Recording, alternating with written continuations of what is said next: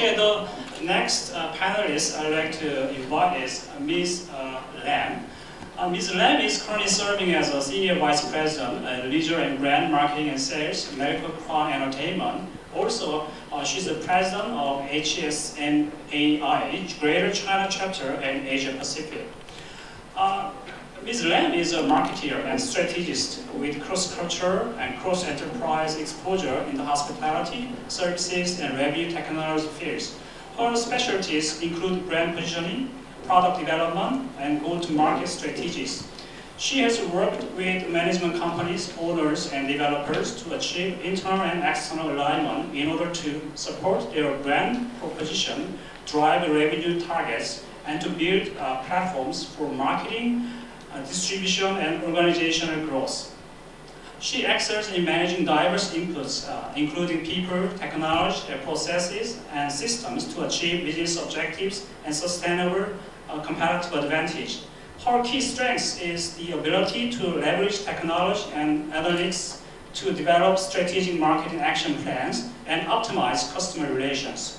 Carmen's career has spanned service operations in Hong Kong to multinational branding, marketing, and management roles across the region, including Medical Crown Entertainment, Micros Fidelio, IHG Asia Pacific, and Shangri-La Hotels and Resorts, and the former Hong Kong Tourist Association.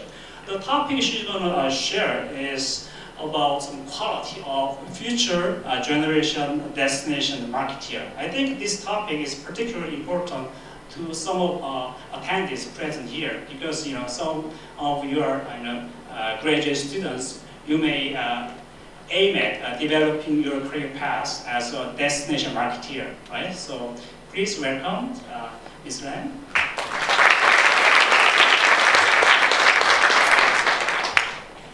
Thank you very much, Jin-Soo, and good morning, everybody. When I was asked to talk for about 5 to 10 minutes on destination marketing, I thought I would take a slightly different approach and put on my hat as the president of the Hospitality Sales and Marketing Association in the region.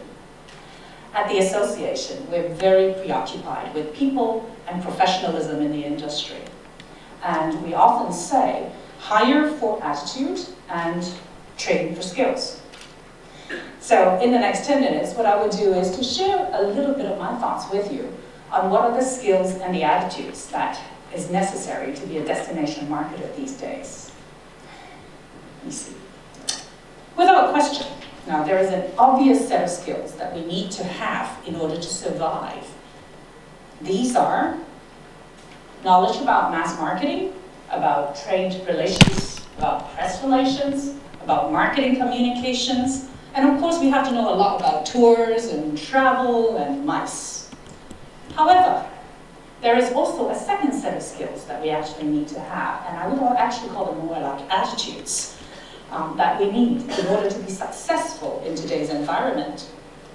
And that means that we need to be the social animal, the kindergarten cop, the private eye, the geek, the curator, and the mahjong player. Now, we have to be social animals in this era where social media rules. The new buzzword is conversational marketing. And the focus is on building networks and communities.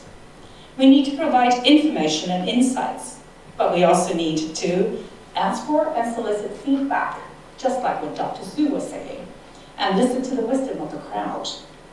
And yesterday, Professor Chan was saying, humility, as well as listening skills, are definitely key qualities that we need. Next, the kindergarten cop. He was the 500-pound gorilla that found that it was very hard to play and he had to change all the rules of his game. Sometimes our stakeholders expect destination marketers to preach about what our destinations have and talk about everything that we have got to offer. However, with new ways of communication, the buying process is no longer linear. Superlatives like, we are the biggest, we are the tallest, or we're the best, they're great at attracting people's attention for 5 seconds. It is more important now to talk about the so whats. In fact, what people are buying now may not be what we're trying to sell them. For example, It is not the one-off food festival, but the ongoing food culture. It's probably not the biggest war room in town, but the conducive business environment that we're selling. So the physical attributes of our destinations need to be communicated, but the focus should be on what makes a unique experience for our customers. Now, in the connected world, the destination marketer is the private eye, who needs to understand the networks and the influencers. Who is talking to whom about what? What are the new trends out there? Whose project worked? Whose promotion flopped? These are things that we all need to know about. Which competitors that actually is out there capturing the mind share? I think a lot of these things are happening out there. And therefore, the qualities that we really have to focus on are curiosity and an outward focus. And even though we don't look it, I think many of us are really geeks at heart. What is a geek? A geek is somebody who is passionate, or some people call us obsessed, and intelligent. And the geeks are taking over the world. Here is a prime example. They made a lot of money lately. Now, they rule because they care. And they're not afraid of technology and analytics to achieve their objectives. Destination marketers actually need to apply business analytics, customer analytics, and segmentation techniques in order to understand all the needs and wants of our customers. It is not enough now to take a research summary and just make a marketing plan out of it. Technology has enabled personalization and customization. And that means that marketers have to truly understand their data, know where they came from, and actually know what to do with them. Now, we cannot really separate marketing from technology anymore these days. Marketing is about systematically and logically tracking down the customer with the highest yield and potential for our destinations. It is both art and science, but it tends to be a lot more science these days, actually. So for those of you who actually said, I want to do destination marketing because I failed science in high school, you need to think again. And to consistently stand out from the crowd, we need the right mix of analytics, innovation, and communication today. Next, a curator. A successful curator builds trust, and there's very little trust these days, especially in bankers and governments. I'm not sure about academia, actually. Instead, I think a lot of people are placing their trust in the crowd and in the men on the street. To create trust, we have to be the curators who use our knowledge of the customer to create the right products and make the right recommendations to them as destination marketers. This is the information overload age, and too many choices out there. There's just too much, and so whoever can help the customer to make the decision seamlessly will win.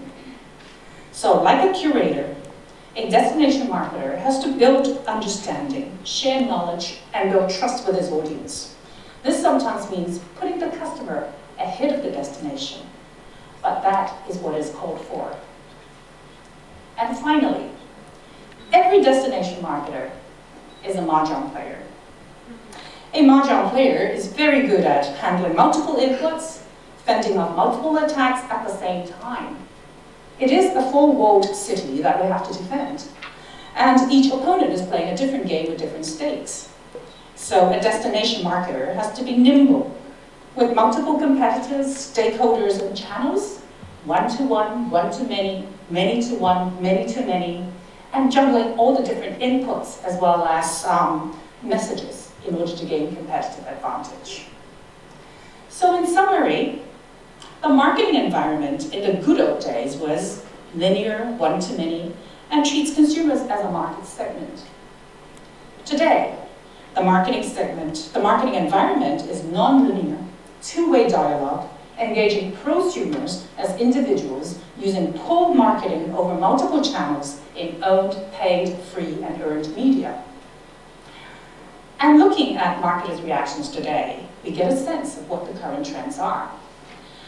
I think what we will be doing is we'll be seeing a loss, less and less of a lot of some activities and more and more of a lot of other more effective activities. For example, we'll be seeing a lot less superlatives in advertising and more real customer insights. We will be seeing a lot less focus on hits and views, but a lot more on social impact. We will be seeing a lot less mass marketing, but more personalization through automation. There'll be much less slogans and a lot more conversations with customers. Fewer celebrity endorsements and more opinion leaders. And definitely fewer push campaigns and a lot more unique and curated experiences. So, how many of our organizations today are still only hiring for these skills? And how many are also working on the right structure, process, culture, and reward systems to ensure these attributes? I will have to stop now, because I made a bet with David Jones yesterday that I will finish within 10 minutes. So, thank you very much, everybody, for allowing me to share my thoughts with you.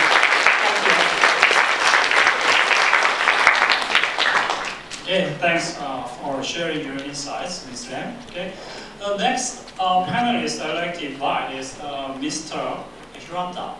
Mr. Hirata is currently serving as Executive Director, Japan National Tourism Organization and Hong Kong office. He has been with the Japan National Tourism Organization for 26 years and currently is the Executive Director of the Hong Kong office in charge of Japan-bound marketing in Hong Kong and Guangdong province in China. He earned his bachelor degree in geography from University of Oregon in the US and MED in teaching geography from University of Tsukuba in Japan. He also published several academic as well as trade books and articles mainly in Japanese, such as Practice and Theoretical Application of Destination Marketing in the Inbound Tourism of Japan. He has been an active consultant for the central as well as numerous provincial governments of Japan, and is currently a board member of Japan Institute of Tourism Research. The topic he's going to share is risk or crisis management. I think this topic is quite relevant considering the current situation of Japan. So I'm very interested to understanding what's going on in Japan. So please welcome Mr. Hirata.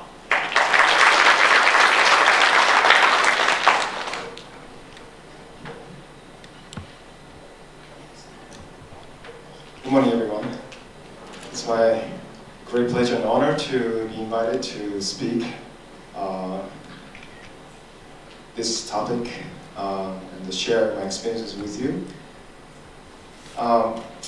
When the 3/11 earthquake and tsunami took place, I was in Tokyo. I was having a conference with government officials, and the tremor started to begin.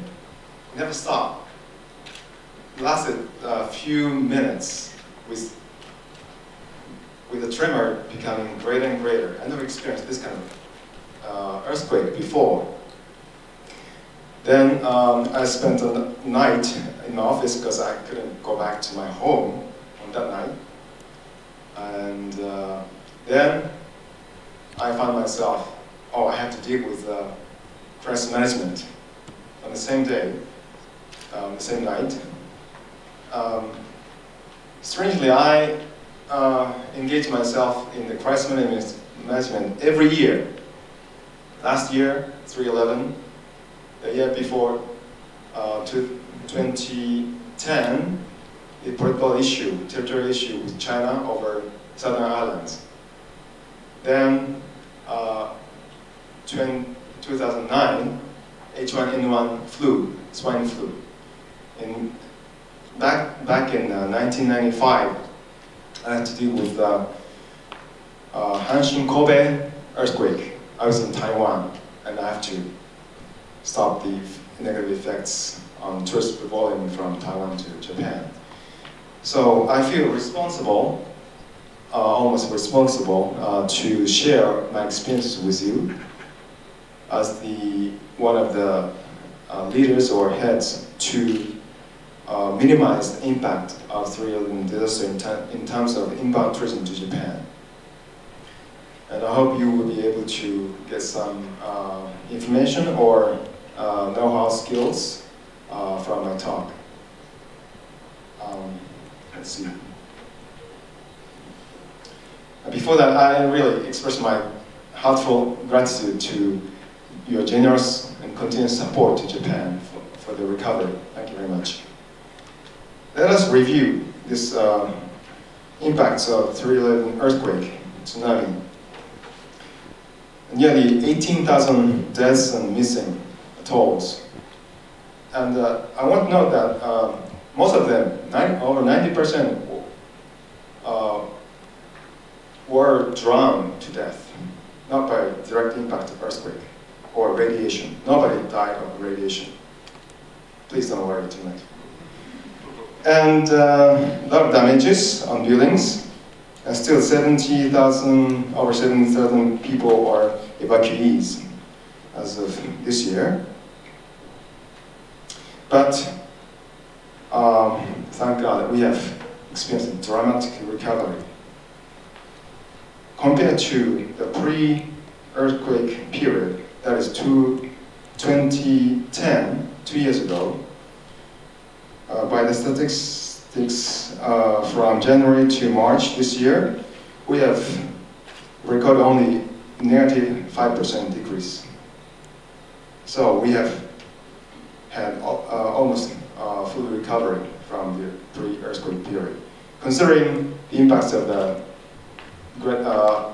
magnitude of the disaster, it's very dramatic recovery, and I think compared to the SARS experience in Hong Kong or tsunami experience in Phuket or 9/11, it took about a few years at least to recover in terms of tourism volume to those destinations. But we see different speeds of recovery depending on markets. China, Hong Kong, Taiwan, major markets, we have plus increase in major markets. Hong Kong, -4, not bad. But Korea, 17% negative still. But for major markets, except Korea, are doing well at this moment. Let's look at figures from Hong Kong. Last year, we had 28% decrease.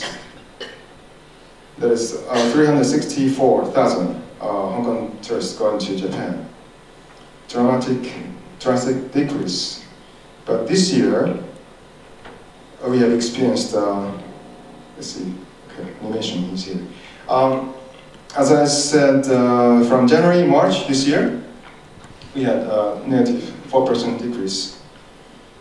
You can see different phases. I will touch upon different phases of promotion. From April, first tour group arrived in Okinawa and Hokkaido.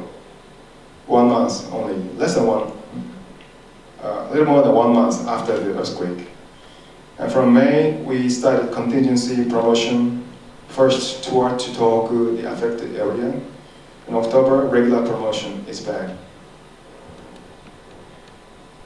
So there are 3 phases, and I want to show you this, let's see. I want to show you some websites, but I need a helper. I don't find that. Oh, okay.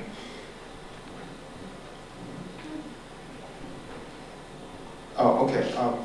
Maybe only one website will be shown, not this one. Sorry. Wait a little more. You can see. Okay.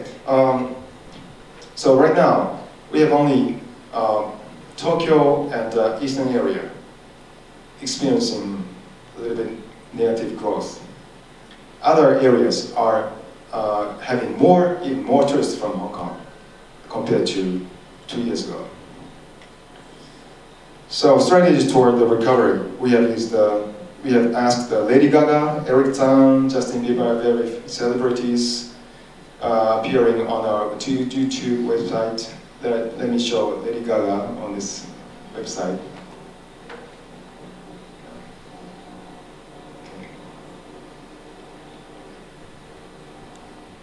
She's speaking for us. It's the tourism commissioner on the left.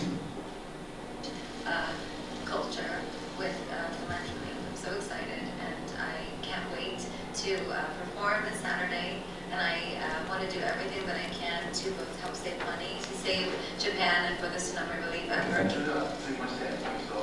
And Eric Tan, everybody in Hong Kong knows. Everyone knows Eric Tan, famous movie director and actor. He's also appearing on this YouTube, like this.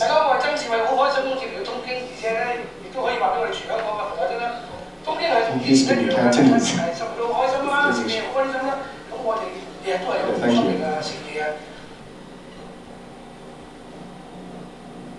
Okay, that's all. We don't have time.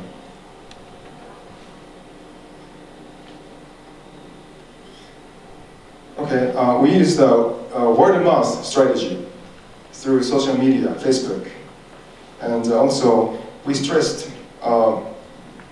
We don't stress safety. We never say Japan is safe. It's unpredictable. We don't know when after a tremor would take place. So what we're saying is affected areas are quite limited. Japanese nationals are leading a normal life.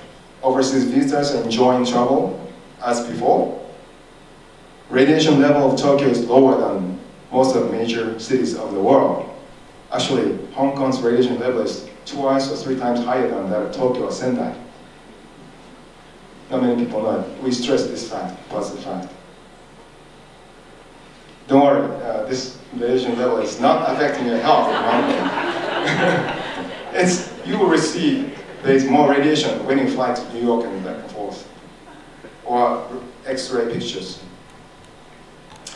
We reward travel trade partners and visitors generously. We held welcome ceremonies at airports, give letters of appreciation to each passenger sometimes on a charter flight. So I listed some reasons for the fast recovery. As I said, Japanese people are very appreciative of swift, extensive rescue actions and donations from overseas. Thank you very much again for your support. Actually, only 1 month after the earthquake, Sendai Airport in Miyagi Prefecture opened for domestic flights. Only 1 month after. The airport was swept by tsunami very badly, but US Navy came and helped and got rid of debris. Thank you very much. And also, early resumption of Japan-bound business by trade. As I said, first tour group from Hong Kong to Japan went to Japan on April 16th, only 1 month after. Also, we have worked together jointly with trade in Hong Kong or Japan or provincial governments and came to visit Hong Kong or overseas markets quite often. United efforts of the recovery.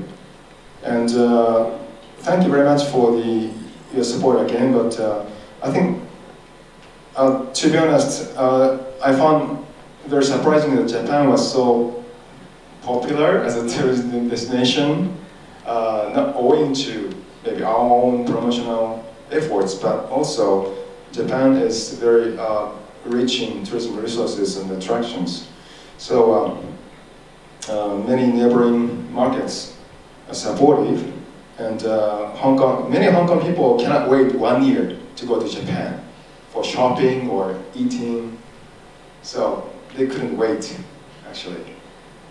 Also, we have taken advantage of social media, letting Hong Kong people share their first experiences on our Facebook or on their own Facebooks.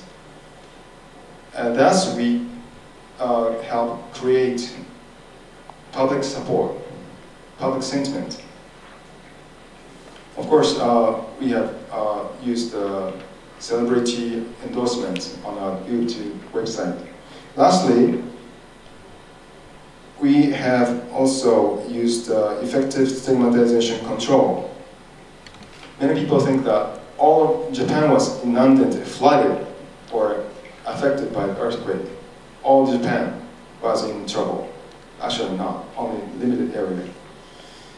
But we don't try to deny the media. Lots of media wrote very negative, exaggerating reports. But we kept stressing positive facts, radiation level, or transportation is back to normal. And first tour group has arrived in Japan so early, so we selected facts and news to our best. Again, Tohoku, the affected area, is back to normal, and they're having this kind of very large enjoyable festivals as usual. Thank you very much for your generous support and loving care for Japan. Thank you.